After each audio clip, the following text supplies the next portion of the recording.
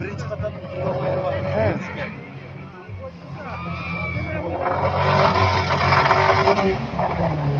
Hadi. Şurada.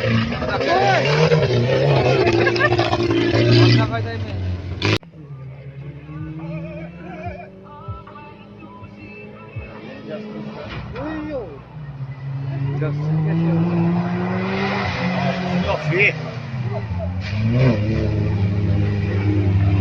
Ya.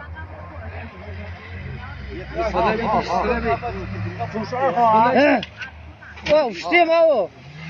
Ben qopal çıxarız boşagan çıxart var ha. Muhabbet çıkardık. Alıp görmeyeceğim ha o.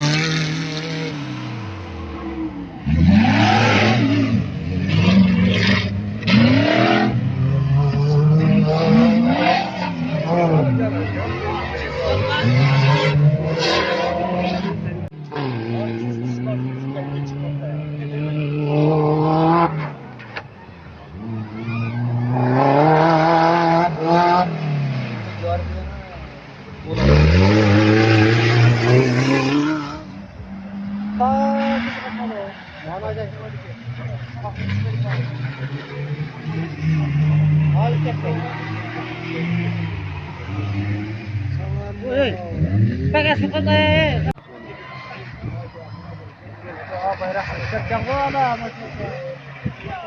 Ayşen mi çevirir? Boşagan çıkarttı bana ayıp. Acayip kaya.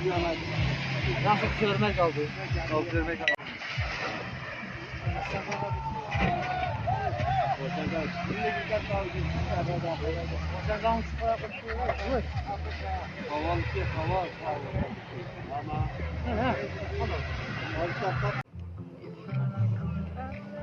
Yine bak sallandım yukarıda. Uyu. İşte bize tu. Oh, şaşmadım.